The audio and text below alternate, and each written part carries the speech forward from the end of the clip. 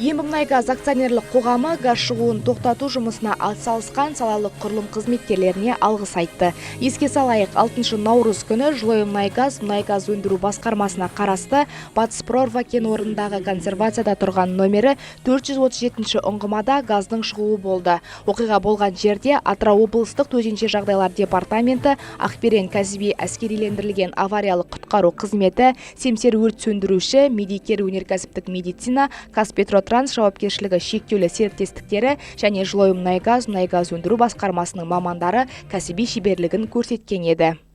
Оқиға кезінде жедел әрі тиімді әрекет етіп, жағдайды бақылауға алу мен қауіпсіздік шараларын жүзеге асырудағы көрсеткен жоғары деңгейдегі жұмыстарыңыз үлкен маңызға ие.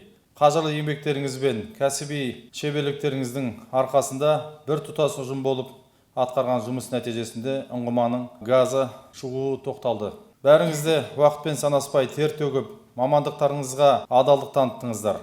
Сол үшін сіздерге шын жүректен алғысымды айтамын.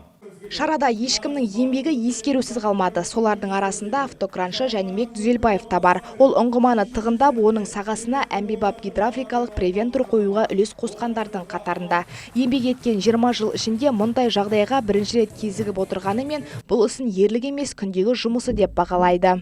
Превентор бұрыннан қондырып жүріп, но ондай апатты жағдайда емес, кәдімгі скважина тыныш болып тұрғанда апарып орнына қойып күндегідей жұмысымыз істеп жүрдік. Былай қарағанда күндегі істеп жүрген жұмысым деп есептеймін бұны. Өз кезегінде Ембі басшылығы сала мамандарына алғыс хат табыстап, жиналғандарды амал мерекесімен құттықтады. Мөлдір Тұрғанова, Жарқынай Қанатова, Тілек Асқаров, Каспия Ньюс.